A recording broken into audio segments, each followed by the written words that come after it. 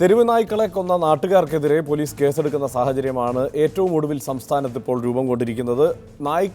തെരുവ് നായ്ക്കൾക്ക് ഈ ശല്യം സഹിക്കാനാവാതെ നാട്ടുകാർ കൊല്ലുന്ന ഒരു സാഹചര്യം ഉണ്ടായാൽ പ്രേതപരിശോധന നടത്താനും പോസ്റ്റ്മോർട്ടം നടത്താനും ഒക്കെ അല്ലെങ്കിൽ കേസെടുക്കാനും ഒക്കെ പറ്റുന്ന ഒരു സംവിധാനമാണ് നിലനിൽക്കുന്നത് എന്ന തോന്നലിനപ്പുറത്ത് ജനങ്ങൾക്ക് സംരക്ഷണം ലഭിക്കുന്നു ഈ വിഷയത്തിൽ എന്ന തരത്തിലൊരു തോന്നൽ സൃഷ്ടിക്കാൻ സർക്കാരിന് കഴിഞ്ഞിട്ടുണ്ടോ എന്നതാണ് ഒരു പ്രധാനപ്പെട്ട പ്രശ്നം. മറ്റൊന്ന്, സത്യവാങ്മൂലം ഹൈക്കോടതിയിൽ നൽകിയ ഘട്ടത്തിലടക്കം സംസ്ഥാനത്ത് ഇത്തരത്തിലൊരു പ്രശ്നം നിലനിൽക്കുന്നു എന്ന തോന്നൽ കോടതിയെ ബോധ്യപ്പെടുത്താനോ അതിനനുസരിച്ചുള്ള നടപടികൾ ഉണ്ടാകുമെന്ന് കോടതിയെ ബോധ്യപ്പെടുത്താനോ സർക്കാരിന് കഴിഞ്ഞിട്ടുണ്ടോ എന്ന് നമ്മൾ ചർച്ചയിൽ പരിശോധിക്കുന്നു. ചർച്ചയിലേക്ക് ശ്രീ പി ബിജു, എന്താണ് സർക്കാരിൻ്റെ പദ്ധതി എന്നൊരു വ്യക്തതയില്ല ഈ വിഷയത്തിൽ. ഏറ്റവും ഒടുവിൽ സംഭവിക്കുന്നത്, ഇപ്പോൾ നാട്ടും പുറത്തായാലും ഒരു പട്ടിയെ കൊല്ലുക എന്നതൊരു സ്വാഭാവികമായ കാര്യമാണ്. ഉപദ്രവകാരിയായ ഒരു പട്ടിയെ നാട്ടുകാർ തന്നെ തല്ലിക്കൊല്ലും. പക്ഷേ അങ്ങനെ കൊല്ലുന്ന നാട്ടുകാരെ കേസെടുക്കും, അവരെ കേസിൽ കൊടുക്കും എന്ന തരത്തിലേക്ക് ഒരു സന്ദേശം എത്തുന്നുണ്ടോ ഈ നടപടിയിലൂടെ?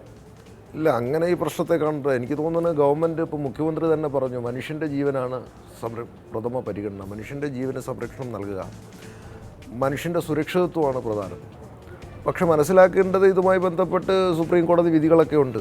ക്രൂവൽറ്റി ടു അനിമൽസ് ആക്റ്റൊക്കെ വരും.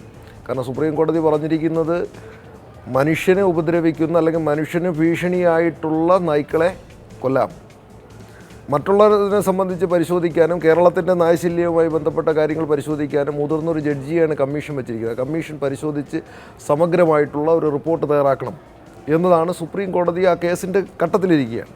അപ്പോൾ സുപ്രീം കോടതി ഒരു എന്താ വെച്ചാൽ ലോ ഓഫ് ദി ലാൻഡാണ്. അവരൊരു വിധി പറഞ്ഞു കഴിഞ്ഞാൽ അത് പ്രൊസീഡ് ചെയ്യാനുള്ള നിയമപരമായിട്ടുള്ള ഉത്തരവാദിത്വം ഗവൺമെൻറ്റിനുണ്ടാവും.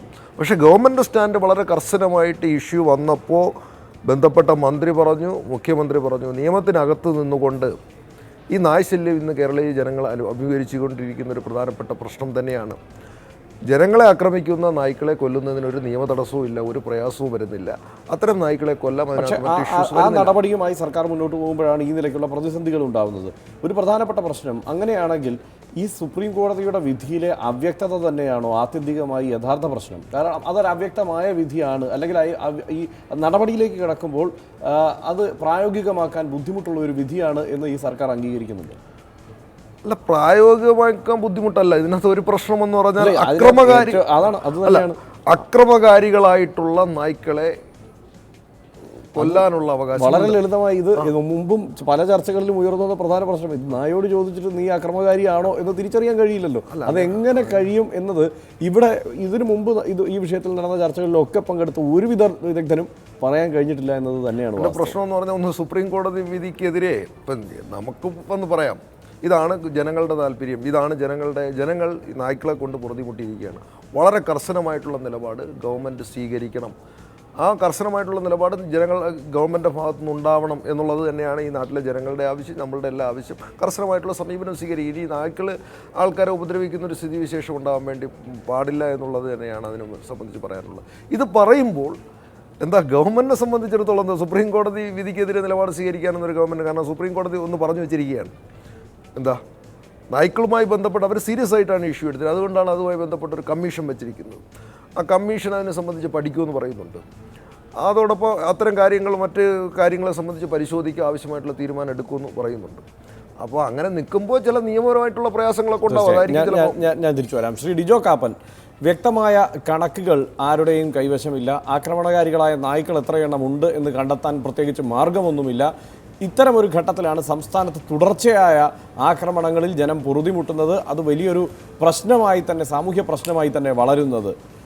അവിടെ സർക്കാർ അല്ലെങ്കിൽ ഭരണ സംവിധാനം, കോടതി ഒക്കെ മനുഷ്യന് വേണ്ടിയാണോ നിലനിൽക്കുന്നത് അതോ നായ്ക്കൾക്ക് വേണ്ടിയാണോ നിലനിൽക്കുന്നത് എന്ന് ചോദിക്കാവുന്ന ഒരു ഘട്ടം എത്തിയിരിക്കുന്നു. കാരണം ഇവിടെ കുഴിച്ചിട്ട നായ്ക്കളെ പുറത്ത് തോണ്ടിയെടുത്ത് പരിശോധിച്ച് പോസ്റ്റ്മോർട്ടമൊക്കെ നടത്തി ഈ കൊന്ന ആളുകൾക്കെതിരെ കേസെടുക്കുന്ന തരത്തിലേക്കാണ് കാര്യങ്ങൾ ഇപ്പോൾ പോയിരിക്കുന്നത്. ഇത് നായ്ക്കളെ ഭയക്കണം, ഒപ്പം സർക്കാരിനെയും ഭയക്കണം, ഈ നിയമ സംവിധാനങ്ങളെ എല്ലാം ഭയക്കണം എന്ന നിലയിലേക്ക് ജനങ്ങളെ കൊണ്ടെത്തിക്കുമോ?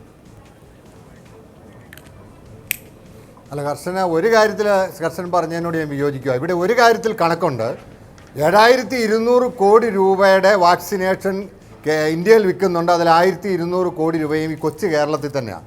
അപ്പോൾ എന്തിനു വേണ്ടിയിട്ടാണ് ചില ആളുകൾ ഇറങ്ങിത്തിരിച്ചിരിക്കുന്നതെന്ന് ഈ ഒരൊറ്റ കണക്ക് കൊണ്ട് തന്നെ നമുക്ക് മനസ്സിലാകും. ഞാൻ ഇന്നലെ കുറ്റിപ്പുറത്തുണ്ടായ ഒരു കാര്യം പറയാം. നമ്മൾ സാധാരണ നമ്മുടെ കിടപ്പുമുറിയിൽ, അത് നമ്മുടെ സ്വകാര്യ സ്ഥലമാണ്, ഒരു കിടപ്പുമുറിയിലേക്ക് ഒരു തെരുവ് നായ ആക്രമിച്ച് കയറുക. ഫ്രണ്ട് വാതിൽ അടച്ചിട്ടിരിക്കുന്നു, പുറകിലത്തെ വാതിലിൽ കൂടി കയറുന്നു. ആ തെരുവ് നായയെ ആ മുറിയിലിട്ട് പൂട്ടുന്നു. അതിനുശേഷം അയൽവക്കത്തെ ചെറുപ്പക്കാർ വന്ന് ആ തെരുവ് നായയെ അവിടെ നിന്ന് ഓടിക്കുന്നു. അത് ഒരു സന്നദ്ധ സംഘടനയുടെ ഓഫീസിൽ കയറുന്നു. എന്നിട്ട് ഫയർഫോഴ്സ് ഉദ്യോഗസ്ഥന്മാരെ വിളിച്ചു പറയുന്നു. നമ്മുടെ നാട്ടിലൊക്കെ ആളുകൾ കിണറ്റിൽ പോയി കഴിഞ്ഞ് കഴിഞ്ഞാൽ ഫയർഫോഴ്സിനെ വിളിച്ചു പറഞ്ഞാൽ അവർ ഓടി വരും. ഇവിടെ തെരുവുനായയുടെ കാര്യം പറഞ്ഞപ്പോൾ പറഞ്ഞു അതിന് ഞങ്ങൾ വന്നിട്ട് ഒന്നും ചെയ്യാനില്ലെന്ന്. അതേ സമയത്താണ് എറണാകുളത്തെ ഉദ്യോഗസ്ഥന്മാർ ഇന്നലെ കൊന്ന പട്ടികളുടെ ശവശരീരം എടുത്ത് പോസ്റ്റ്മോർട്ടം ചെയ്യാനുള്ള, ഇത് രണ്ടും സർക്കാർ പ്രതിഫലം പറ്റുന്ന ഉദ്യോഗസ്ഥന്മാരാണ്. അപ്പോൾ ഇവിടെ ആർക്കാണ് മുൻതൂക്കം? ഹർഷൻ ചോദിച്ചതുപോലെ ഇവിടെ നിയമങ്ങൾ ആർക്ക് വേണ്ടിയാണ് ഉണ്ടാക്കുന്നത്? ഇവിടെ നിയമങ്ങൾ ഇവിടുത്തെ ജനങ്ങൾക്ക് വേണ്ടി ഉണ്ടാക്കിയിരിക്കുന്ന നിയമമാണ്. ഇവിടെ പശുവിനെ കൊല്ലാം, ആടിനെ കൊല്ലാം, മറ്റ് മൃഗങ്ങളെയൊക്കെ കൊല്ലാം, പക്ഷെ നായയെ കൊല്ലാൻ പാടില്ല എന്ന് നിയമം. അത് നിയമം പാസാക്കിയ കാലഘട്ടങ്ങളിൽ അന്നത്തെ സാഹചര്യമാണെങ്കിൽ ആ നിയമം ഭേദഗതി ചെയ്യാനായി ഇവിടെ ജനപ്രതിനിധികളുണ്ട്. ആ ജനപ്രതിനിധികൾ ഇത് തീരുമാനമെടുക്കണം. വളരെ വേദനയോടുകൂടി പറയട്ടെ, സുപ്രീം കോടതി നിയമിച്ച ജസ്റ്റിസ് സിരിജകൻ ഇവിടെ 3 ലക്ഷത്തോളം ആളുകൾ പല പ്രാവശ്യമായി നായയുടെ കടിയേറ്റു എന്നാണ് പറയുന്നത്. ആകെ 20 പേരാണ് പരാതിയുമായി ചെന്നിരിക്കുന്നത്. അപ്പോൾ ഇവിടുത്തെ പൊതുപ്രവർത്തകർ, രാഷ്ട്രീയ സംഘടനകൾ, പഞ്ചായത്ത് മെമ്പർമാരൊക്കെ വളരെ അടിയന്തരമായി ഈ കമ്മീഷൻ്റെ മുന്നേ കേരളത്തിലെ പട്ടികടിയേറ്റ ആളുകളെ അവിടെ കമ്മീഷൻ്റെ മുന്നേ അതിൻ്റെ പരാതി കൊടുപ്പിക്കണം. എന്തായാലും ഇന്ന് നിയമം ഇങ്ങനെ നിൽക്കുമ്പോൾ ഇക്കാര്യത്തിൽ സുപ്രീം കോടതിയുടെ ഇടപെടലാണ് ഈ അടുത്ത നിയമമായി വരാൻ പോകുന്നത്.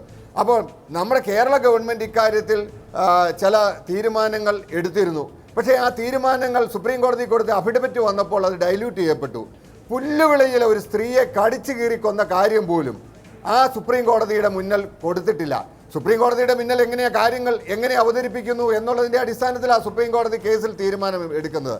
അപ്പോൾ കേരളത്തിൽ ഇങ്ങനെ ഒരു ഭീകരാന്തരീക്ഷമുണ്ട് എന്ന കാര്യം സുപ്രീം കോടതിയിൽ പറയുന്നതിന് അല്ലെങ്കിൽ അഫിഡവിറ്റ് കൊടുക്കുന്നതിന് എന്തോ നമ്മുടെ നിയമവകുപ്പിലും മനുഷ്യരെക്കാൾ സ്നേഹിക്കുന്ന, പട്ടിയെ സ്നേഹിക്കുന്ന ആളുകളുണ്ടെന്നാണ് എനിക്ക് തോന്നുന്നത്.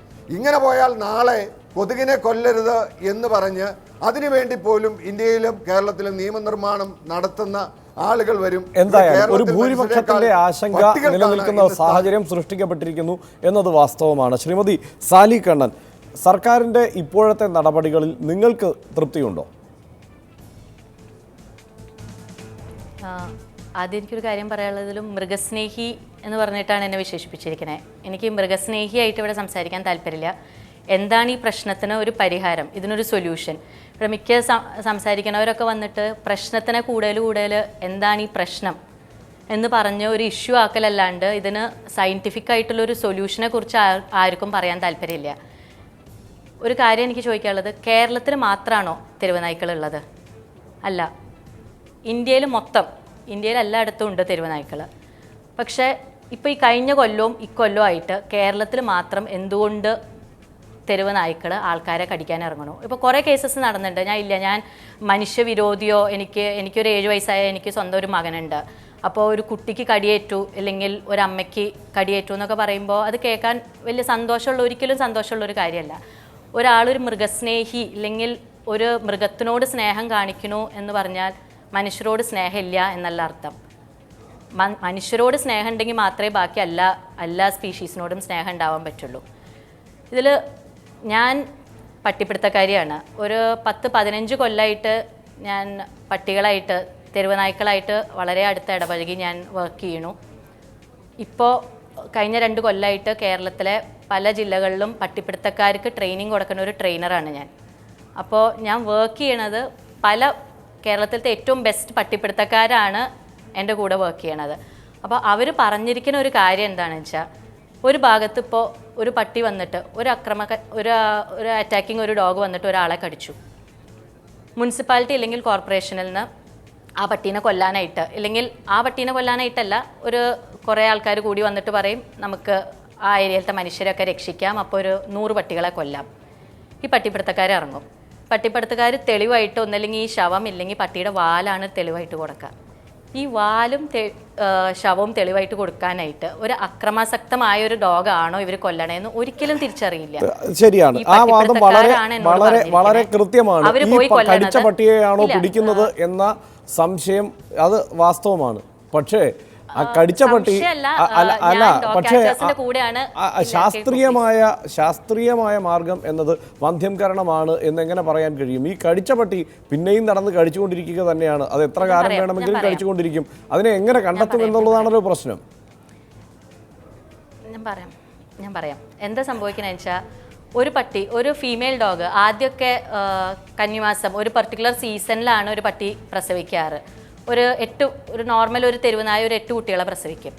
പക്ഷെ ഇപ്പോൾ വേസ്റ്റ്, നമ്മുടെ നാട്ടിലെ ഏറ്റവും വലിയ നമ്മൾ ഫേസ് ചെയ്യുന്ന ഒരു പ്രോബ്ലം വേസ്റ്റ് മാനേജ്മെൻ്റ് ആണ്. വേസ്റ്റ് മാനേജ്മെൻറ്റ് എന്ന് പറഞ്ഞ ഒരു കണക്കില്ലാണ്ടാണ് ഇപ്പോൾ വേസ്റ്റ് ഡംപ് ചെയ്യണേ.